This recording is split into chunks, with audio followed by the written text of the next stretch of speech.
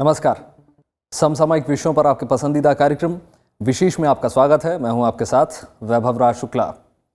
देश को आज़ादी मिले तो कई साल हो चुके थे, पर देश आज़ादी मिलने के बाद भी कुछ पुरानी व्यवस्थाओं को जबरन ढो रहा था, जिससे निजात पाना बहुत ज़रूरी था। इसमें से एक था पूरे देश में एक तरह के कर को व्यवस्था को लागू करना। दरअसल आज़ादी के बाद भी करीब 70 साल देश की जनता को व्यापार करने में कई तरीकों के टैक्स देने पड़ते थे। इससे न केवल व्यापार करना मुश्किल होता था, बल्कि टैक्स की चोरी से सरकार को भारी नुकसान होता था। इस व्यवस्था से निजात पाने के लिए आखिरकार 1 जुलाई 2017 को संसद का विशेष सत्र बुलाकर देश में ऐतिहासिक जीएसटी कानून लागू किया गया। यह फैसला कोई रातों रात लिया फैसला नहीं था। इसकी कवायद काफ़ी समय से की जा रही थी। तमाम अर्थशास्त्रियों और अधिकारियों के इसमें कागजों और आंकड़ों से माथापच्ची करने के बाद जीएसटी की रूपरेखा तैयार हो सकी थी। जीएसटी लागू होने के बाद अलग एक्साइज, कस्टम, राज्यों में लगने वाली चुंगी और वैट जैसे तमाम अप्रत्यक्ष कर समाप्त हुए और भारत में एक देश एक कानून मजबूती से लागू हुआ। शुरुआत में लोगों को थोड़ी जटिलता महसूस हुई, पर धीमे धीमे व्यापारियों का भरोसा वक्त के साथ और मजबूत होता गया। जीएसटी लागू होने से कर चोरी में भारी कमी आई, देश का राजस्व बढ़ने लगा। खरीदारी करते वक्त दुकानदारों से पक्का बिल लेना ग्राहकों का हक है। इसी हक को समझाने और ग्राहकों को प्रोत्साहित करने के लिए सरकार जीएसटी लॉटरी योजना लाने जा रही है। इस जीएसटी लॉटरी योजना के तहत 10 लाख रुपए से 1 करोड़ रुपए तक का इनाम जीता जा सकता है। ग्राहक खरीदारी करने के बाद जो बिल लेंगे उसी के जरिए लॉटरी जीतने का विकल्प होगा। तो आज के विशेष में हम बात करने जा रहे हैं जीएसटी लॉटरी योजना की। साथ ही जानेंगे जीएसटी लाने का मकसद और इसके अब तक के सफर के बारे में। तो आइए शुरू करते हैं आज का विशेष।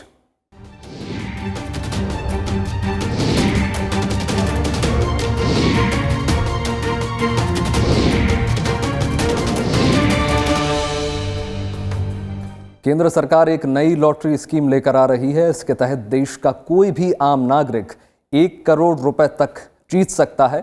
सरकार नई जीएसटी लॉटरी स्कीम के तहत आपको 10 लाख रुपए से लेकर 1 करोड़ रुपए तक जीतने का मौका दे रही है। सरकार की इस योजना का मकसद खरीदारी के समय ग्राहकों को बिल लेने के लिए प्रोत्साहित करना है। May I request the Honorable Rashtrapati ji and the Prime Minister and other dignitaries to come up and press the button and officially launch the GST. देश में एक समान अप्रत्यक्ष कर व्यवस्था यानी जीएसटी को लागू हुए 2.5 साल से ज्यादा का वक्त बीत गया है। 1 जुलाई 2017 से देश में जीएसटी यानी गुड्स एंड सर्विसेज टैक्स की व्यवस्था लागू है। हम कोई भी सामान खरीदते हैं तो उसकी कीमतों में जीएसटी शामिल होता है। अब तक अगर आप कोई सामान खरीदते वक्त बिल नहीं लेते हैं तो इसका मतलब है कि अब आप 1 करोड़ रुपए तक की राशि जीतने से चूक सकते हैं, और यह संभव होगा जीएसटी लॉटरी योजना से। अगर आप अब तक बिना बिल के खरीदारी करते रहे हैं तो आपको अपना अंदाज बदलना होगा। हर खरीदारी का बिल आपको 1 करोड़ रुपए तक जीतने का मौका दे सकता है। ग्राहकों को सामान खरीदने पर बिल लेने के लिए प्रोत्साहित करने के लिए केंद्र सरकार एक लॉटरी योजना लाने जा रही है। इसे जीएसटी लॉटरी योजना कहा जाएगा। इस वस्तु एवं सेवा कर यानी जीएसटी लॉटरी योजना के तहत 10 लाख रुपए से 1 करोड़ रुपए तक का इनाम देने की पेशकश की जाएगी। ग्राहक खरीदारी से जो बिल लेंगे उसी के जरिए वो लॉटरी जीत सकेंगे। किसी दवा की दुकान पे जाएं, दवा का दुकानदार आपसे कहेगा कि अगर आपने बिल लेना है तो 5% या 12% के दर से जीएसटी देना होगा, तो आपका चार्ज बढ़ जाएगा। अगर आप बिल नहीं लेंगे तो आपको सस्ता पड़ेगा। अब यदि वो दवा एक्सपायरी दवा हुई या फिर वो दवा नकली दवा हुई, कल होकर के आपकी कोई परेशानी होती है, आप कोई क्लेम नहीं कर सकते हैं कि आपने अमुक दुकान से ये दवा खरीदी, क्योंकि आपके पास कोई बिल नहीं है। तो एक तरीके से जो उपभोक्ताओं की एक मानसिक स्थिति होती है कि आप बिल लेंगे तो ज़्यादा पैसे देने होंगे, उस सोच से निकलने की एक कोशिश है। उसको एक ये बताया जा रहा है कि अगर आप उसी बिल को लेते हैं और एक ख़ास तरह का डेडिकेटेड पोर्टल है जिस पे आप अपलोड कर देंगे, और यदि वो बिल आपका लॉटरी स्कीम में निकल गया तो 10 लाख रुपए से लेकर 1 करोड़ रुपए तक की आपकी लॉटरी लग सकती है। तो आप सोचिए कि अगर आपने 10% टैक्स बचाया है तो आप ये भी सोचिए कि आप 10 लाख रुपए से लेकर के 1 करोड़ रुपए खोने के भी हकदार बन रहे हैं।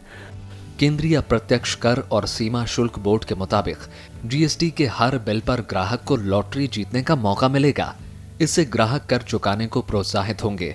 जीएसटी के तहत प्रत्येक बिल पर लॉटरी जीती जा सकेगी। जीएसटी के तहत हर बिल एक प्राइज विनिंग लॉटरी टिकट माना जाएगा। फिर सारे बिल को लकी ड्रॉ के लिए रखा जाएगा। योजना के तहत खरीदारी के बिलों को एक पोर्टल पर अपलोड किया जाएगा। एक ड्रॉ ऑटोमेटिक रूप से आयोजित किया जाएगा, जिस पर विजेताओं के नाम सूचित किए जाएंगे। जीएसटी प्रणाली के तहत 4 कर स्लैब 5, 12, 18 और 28% हैं। इसके अलावा विलासिता और अहितकर उत्पादों पर कर के ऊपर सबसे ऊंची दर से कर लगने के अलावा उपकर भी लगता है। कोई दुकान में तो आके कोई चीज़ खरीदेगा तो वो बताएंगे भाई अगर बिल नहीं चाहिए तो मैं 20% आपको कम दे देगा, 5% कम दे देगा। हमारे मन में ये अच्छा थोड़ा सा लालच होता है, ठीक है भाई 10% मिलेगा तो बहुत अच्छा है, मुझे तो 100 रुपये का फ़ायदा हो गया, 200 रुपये का फ़ायदा हो गया, 1000 रुपये का फ़ायदा हो गया, ऐसा एक लालच होता है। तो हम इसका आइडिया में हम करता है थोड़ा सा लॉटरी करके क्या होगा, जो भी बिल आपके पास होता है जीएसटी पेड बिल होना चाहिए, उसी बिल आपका लॉटरी टिकट है, नंबर है, क्योंकि उसी बिल में कुछ नंबर होगा, कोई किस व्यापारी ने आपको इश्यू किया उसका नंबर भी होगा, ये आपका लॉटरी टिकट मानता है। वित्त मंत्री निर्मला सीतारमण की अगुवाई वाली जीएसटी परिषद प्रस्तावित लॉटरी योजना की समीक्षा करेगी। परिषद ये भी फैसला करेगी कि इस योजना के तहत न्यूनतम बिल की सीमा क्या हो। योजना के मुताबिक लॉटरी विजेताओं को पुरस्कार उपभोक्ता कल्याण कोष से दिया जाएगा। इस कोष में मुनाफाखोरी रोधक कार्रवाई से हासिल राशि को स्थानांतरित किया जाता है। जीएसटी लॉटरी योजना जीएसटी से हासिल होने वाली राजस्व को बढ़ाने में भी मदद करेगी।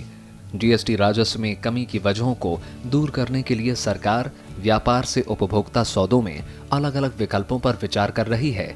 इनमें लॉटरी और क्यूआर संहिता आधारित लेन देन को प्रोत्साहन देना शामिल है। जीएसटी लॉटरी स्कीम की वजह से लोग खरीदारी के वक्त बिल जरूर मांगेंगे। इससे जीएसटी चोरी में कमी आएगी। ये योजना ग्राहक और व्यापारी दोनों के लिए लाभकारी है। बिल लेना ग्राहक का अधिकार है। इस योजना से उनमें जागरूकता आएगी। ऐसा बिल देने के वजह से दुकानदार को सही चीज़ भेजना पड़ेगा, क्योंकि अगर गलत चीज़ करेगा तो उसको पूरा वापस आएगा, तो एक क्वालिटी का एश्योरेंस भी हो गया। तीसरा तो हो गया आप ड्यूटी पे कर रहे, इसके लिए इसी ड्यूटी का फ़ायदा होता है। हम देश नेशनल बिल्डिंग में करता है ना, देश को जो बढ़ाई करनी है, जो ऊपर करने के लिए तो हम पूरा करता है, जो रोड बनाता है, रेलवे बनाता है, पूरा इसी में तो हमारा उसी ड्यूटी फ़ायदा होता है। तो हम देश निर्माण में भी हम भागी होता है।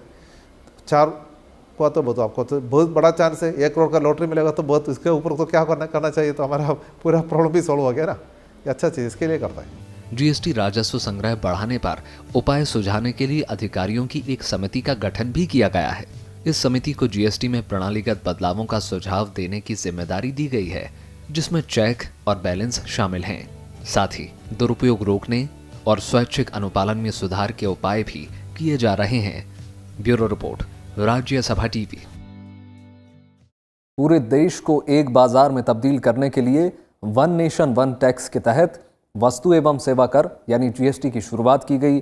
जीएसटी ने जहां एक और पूरी अप्रत्यक्ष कर प्रणाली को एक प्लेटफॉर्म पर लाने का काम किया, वहीं इसने छोटे दुकानदारों, कारोबारियों और बड़े व्यापारियों को एक ऐसा पारदर्शी प्लेटफॉर्म उपलब्ध कराया जिसने उनकी मुश्किलों को कम किया।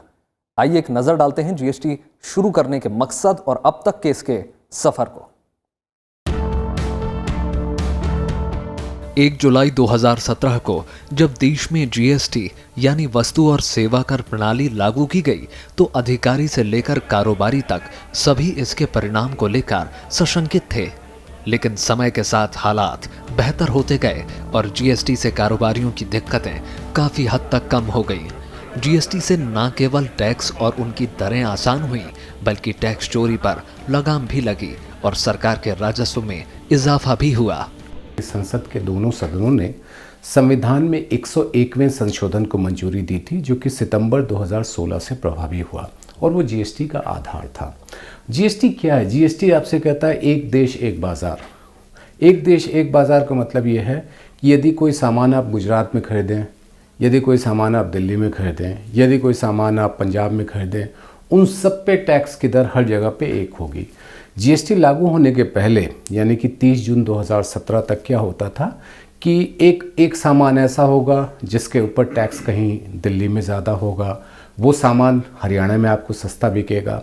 तो जीएसटी लागू करने के पीछे मकसद ये था कि 17 तरह के टैक्स और 23 तरह के जो सेस हैं जो कि अलग अलग राज्य के स्तर पर लगाए जाते हैं, उन सबको ख़त्म करके एक देश एक टैक्स की व्यवस्था लागू की जाए। दरअसल जीएसटी लागू होने से पहले देश भर के तमाम राज्यों की सीमाओं पर ट्रकों की लंबी लाइनें लगी रहती थीं। टैक्स चोरी रोकने का कोई पुख्ता इंतजाम नहीं था। चुंगी और व्यापार कर चौकियां भ्रष्टाचार का केंद्र बनी हुई थी। ट्रांजैक्शन में देरी होती थी। मल्टीपल टैक्सिंग की वजह से चीजें महंगी थीं। पंजीकृत व्यापारियों की तादाद कम थी, इसलिए सरकार को राजस्व का नुकसान होता था। पुराना ज़माने में आप भी देखा होगा, बहुत सारा चेक पोस्ट होता था, क्योंकि एक स्टेट में तो एक टैक्स होता है, दूसरे स्टेट में अलग टैक्स होता था। सो इसके लिए आदमी चोरी करने के लिए तो कोशिश करता था। अभी चेक पोस्ट का ज़रूरत नहीं है, क्योंकि इंडिया में एक ही टैक्स है। तो ट्रक तो बहुत तेज़ी से चलता है। इसके वजह से अभी भी देखा होगा ट्रक का नंबर तो बहुत, उसका पेट्रोल का डीजल का यूज़ भी बहुत कम हो गया, क्योंकि ट्रैफिक में बहुत आसानी हो गया, थोड़ा एफिशिएंसी बढ़ गया। इसके वजह से हमारे राष्ट्र को तो भी इतना पैसा बिना फ़ायदा खर्चा नहीं होना चाहिए, तो इसके वजह से बहुत फ़ायदा हुआ। और इसी टैक्स के वजह से थोड़ा कंट्रोल भी अच्छा हो गया अभी सिस्टम में। जीएसटी लागू कराने के लिए संसद के दोनों सदनों से 4 विधेयक पारित किए गए। ये विधेयक थे केंद्रीय वस्तु और सेवा कर विधेयक 2017, एकीकृत वस्तु और सेवा कर विधेयक 2017, केंद्र शासित प्रदेश वस्तु और सेवा कर विधेयक 2017 और वस्तु और सेवा कर राज्यों को मुआवजा विधेयक 2017 को सबसे पहले लोकसभा ने पारित किया और फिर राज्यसभा ने इसे आम सहमति से लोकसभा को वापस लौटा दिया। दरअसल 101वां संविधान संशोधन एक्ट केंद्र और राज्य दोनों को वस्तु और सेवा कर वसूलने की अनुमति देता है। 2016 के संशोधन से पहले कर वसूलने की शक्ति केंद्र और राज्यों के बीच विभाजित थी। संविधान संशोधन के बाद सारे अप्रत्यक्ष करों के बदले जीएसटी लागू करने की राह खुल गई। जीएसटी की सफलता का अंदाजा इसी बात से चलता है कि इसके लागू होने के बाद 1 साल के भीतर ही जून 2018 तक करीब 1,12,45,000 से ज्यादा कारोबारियों ने अपना रजिस्ट्रेशन कराया। वहीं जून 2019 में रजिस्टर्ड कारोबारियों की संख्या बढ़कर 1,22,90,000 से ज्यादा हो गई। राजस्व प्राप्ति की बात करें तो जुलाई 2017 से मार्च 2018 तक जीएसटी के तहत कुल 7,40,650 करोड़ रुपए हासिल हुए, जबकि अप्रैल 2018 से मार्च 2019 के बीच कुल राजस्व प्राप्तियां 11,77,369 करोड़ थी। सरकार ने वित्त वर्ष 2019-20 के लिए जीएसटी के तहत कुल राजस्व प्राप्ति का लक्ष्य 13.71 लाख करोड़ रखा है। जीएसटी लागू होने से पूरे देश के एक बाजार के तब्दील हो जाने से हालात बेहतर हुए हैं। देश भर में टैक्स की दरें एक ही हैं। इसकी वजह से डिस्ट्रीब्यूशन, प्रोडक्शन, सप्लाई चेन और स्टोरेज व्यवस्था मजबूत हुई है। टैक्स के दायरे से बचना मुश्किल हुआ है। साल दर साल ज्यादा लोगों ने रिटर्न फाइल किया है। पारदर्शी डिजिटल व्यवस्था लागू हुई है। इनवॉइस के मेल और इंसेंटिव ऑफ इनपुट क्रेडिट की सुविधा मिली है। कंपनियों की आर्थिक स्थिति में सुधार आया है और इसका फायदा ग्राहकों को भी मिला है। जीएसटी की सबसे बड़ी कामयाबी इस तथ्य से आंकी जा सकती है कि जीएसटी के पहले लगभग 66 लाख जो व्यापारी कारोबारी थे वो इनडायरेक्ट टैक्स सिस्टम के अंदर रजिस्टर्ड थे। जीएसटी लागू होने के बाद ये संख्या बढ़ करके 1,20,00,000 हो गई है।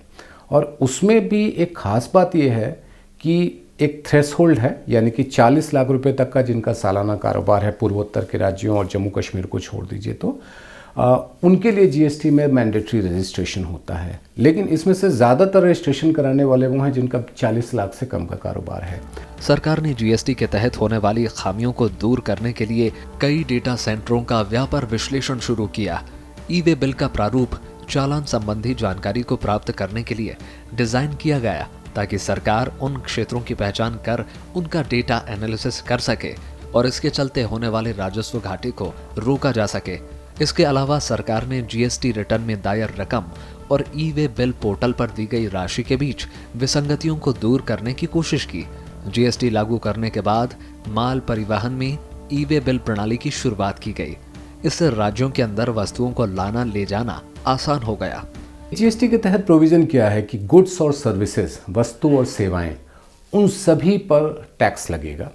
लगभग आप समझ लीजिए कि 1200 से कुछ ज़्यादा किस्म के सामान हैं और 500 से ज़्यादा किस्म की सेवाएं हैं जिन पर जीएसटी के तहत उस पर टैक्स लगाया जाता है। पहले क्या होता था कि सेवाओं पर टैक्स लगाने का अधिकार सिर्फ और सिर्फ केंद्र सरकार के पास था, और वस्तुओं में जो टैक्स लगाने की व्यवस्था थी उसमें यह था कि शराब को छोड़ दीजिए तो बाकी सामान के उत्पादन पर टैक्स लगाने का अधिकार केंद्र सरकार के पास था और उसकी खरीद बिक्री पर टैक्स लगाने का अधिकार राज्यों के पास था। ये व्यवस्था बदल गई। वस्तु हो या सेवा हो, उसके लिए केंद्र और राज्य सरकार दोनों ही टैक्स लगा सकते हैं, और वहाँ पर ये होगा कि जितना भी टैक्स वसूला जाएगा उसका आधा यानी कि 50% केंद्र सरकार के पास आएगा और 50% राज्यों के पास आएगा। तो जीएसटी लागू होने के बाद एक सबसे बड़ा ये हुआ कि टैक्स ऑन टैक्स था। पहले क्या होता था कि जैसे ही सामान बन करके फैक्ट्री से निकला 10% लग गया, तो 100 रुपये का सामान है 110 रुपये हो गया।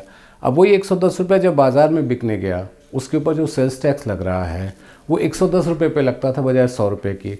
तो एक उपभोक्ता के लिए बड़ी मुश्किल की स्थिति होती थी कि वो एक ही चीज़ पर बार बार टैक्स दे रहा होता था। अब ये व्यवस्था जो है वो जीएसटी में खत्म हो गई है। जीएसटी लागू होने से जहां देश में कारोबार करना आसान हुआ है, वहीं इससे छोटे बड़े सभी कारोबारी लाभान्वित हुए हैं।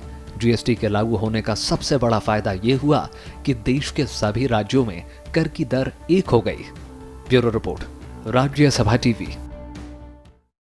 भारत के लिए जीएसटी लागू करने का फैसला अर्थव्यवस्था को मजबूत करने वाले सबसे बड़े फैसलों में से एक है।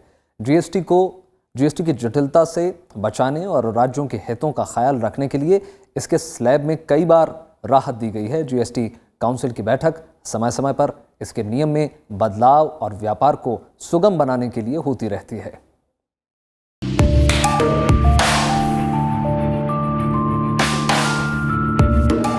जीएसटी लॉटरी सिस्टम पर फैसला जीएसटी परिषद करेगी।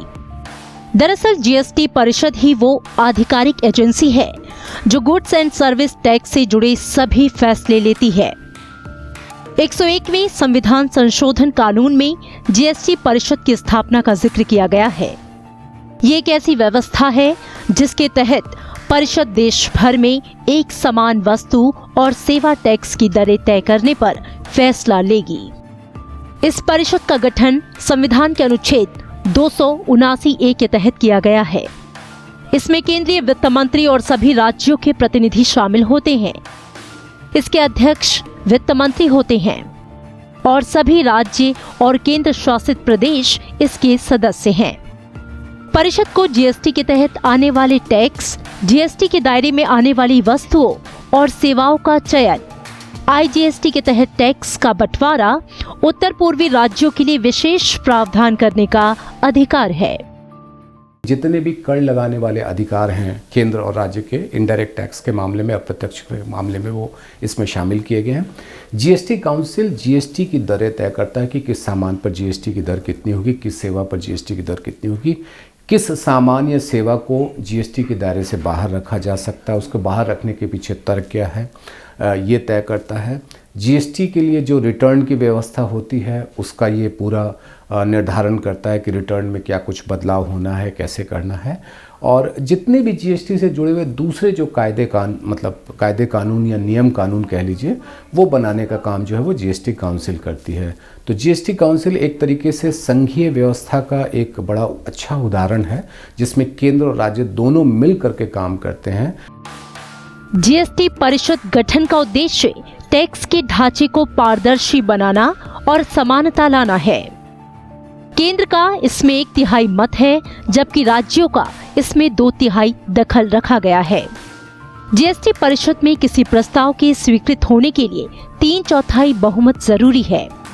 12 सितंबर 2016 को जीएसटी परिषद की अधिसूचना जारी होने के बाद से परिषद की पहली बैठक 22-23 सितंबर 2016 को हुई। अभी तक 38 बैठकें हो चुकी हैं।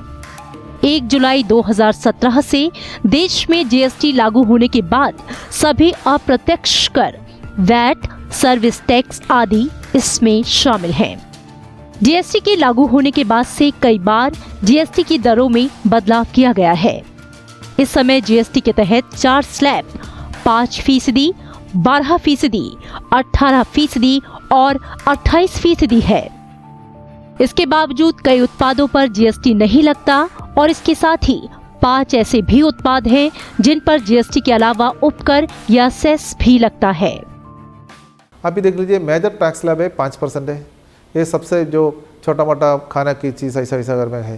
दूसरा 12% है, 11% है, 12% है और उसके बाद 18%, 28% है और 28% है। 20% टैक्स में तो जो भी लग्जरी आइटम मानता है ना, उसी में है। आप देख लीजिए, ऑटोमोबाइल्स होगा, जो बड़ा एयर कंडीशन में है, टीवी में है। पहले तो था, अभी तो छोटा टीवी में कम कर दिया, बड़ा टीवी में फिर भी है। ऐसा जो लग्जरी आइटम जो अमीर लोग यूज़ कर सकता है, उसके पास पैसा है तो उसको भी ड्यूटी पे करने में तो भी प्रॉब्लम भी, नुकसान भी नहीं होना चाहिए। उसके लिए तो ऐसा ही हम कर दिया। सिगरेट है, सिगरेट में तो ऐसा कर दिया। लेकिन जो आम आदमी यूज़ करता है, जो भी उसका घर के लिए, जो उसके लिए घरेलू जो चीज़ होता है ना, सभी चीज़ में हमने सबसे नीचे रेट करवा दिया। 2017 में लागू होने के बाद से जीएसटी काउंसिल की कई बैठकें हुई हैं। वित्त मंत्री निर्मला सीतारमण की अगुवाई में जीएसटी काउंसिल की 38वीं बैठक दिसंबर 2019 में हुई। काउंसिल ने इस बैठक में कुछ अहम फैसले लिए थे जो इस साल जनवरी से लागू हो गए। काउंसिल के फैसलों में पैकिंग में काम आने वाले विभिन्न प्रकार के बैग, पॉलीप्रोपिलीन, स्ट्रिप और कुछ अन्य सामानों पर अब एक समान 18% की दर से जीएसटी वसूलना, केंद्र या राज्य सरकार की 20% या इससे ज्यादा की हिस्सेदारी वाले औद्योगिक या वित्तीय ढांचागत संरचना के प्लॉट के दीर्घकालीन लीज के समय दिए जाने वाले अपफ्रंट रकम पर अब जीएसटी से छूट देना और वार्षिक रिटर्न फॉर्म जीएसटीआर 9 और जीएसटीआर 9C फॉर्म दाखिल करने के लिए 1 महीने की मोहलत देने का फैसला शामिल था। संसद में साल 2020-21 का केंद्रीय बजट पेश करते हुए वित्त मंत्री निर्मला सीतारमण ने कहा कि 1 अप्रैल 2020 से एक सरल जीएसटी रिटर्न लागू किया जाएगा। इससे रिटर्न दायर करना सरल हो जाएगा। इसकी विशेषताओं: शून्य रिटर्न के लिए एसएमएस आधारित फाइलिंग, समय से पूर्व रिटर्न फाइलिंग, उन्नत इनपुट पर ऋण प्रवाह और समग्र सरलीकरण शामिल है। वित्त मंत्री ने कहा कि रिफंड की प्रक्रिया को सरल बनाया गया है और मानव हस्तक्षेप के बिना इसे पूर्णतः स्वचालित किया गया है। करदाताओं का आधार के अनुसार सत्यापन और अनुपालन में सुधार के लिए अनेक उपाय किए गए हैं। इसमें डमी या अस्तित्व में नहीं रही यूनिटों को हटाने में सहायता मिलेगी।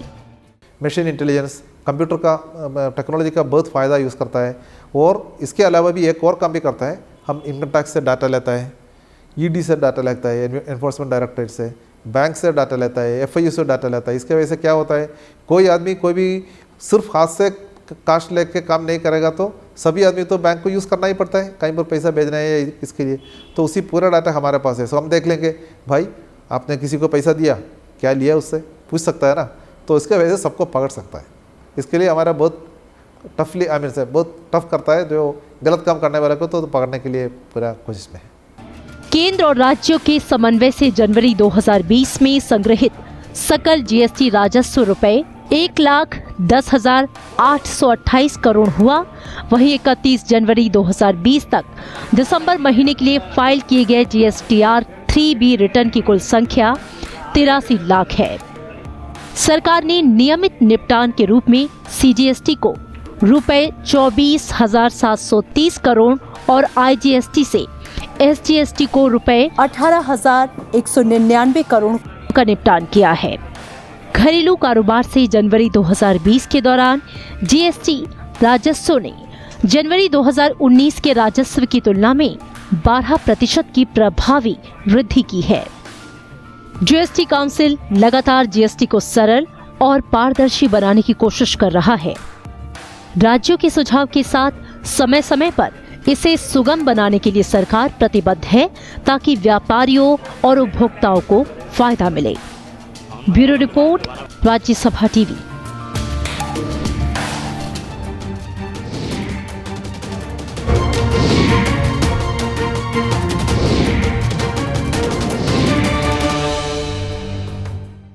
तो ये था आज का विशेष। उम्मीद है आपको विशेष का ये अंक पसंद आया होगा। आप ये हमारा कार्यक्रम YouTube पर भी देख सकते हैं, जहां हमें आपकी प्रतिक्रियाओं और सुझावों का हमेशा इंतजार रहता है। बाकी देश और दुनिया की तमाम बड़ी खबरों के लिए जुड़े रहिए राज्यसभा टेलीविजन के साथ। नमस्कार।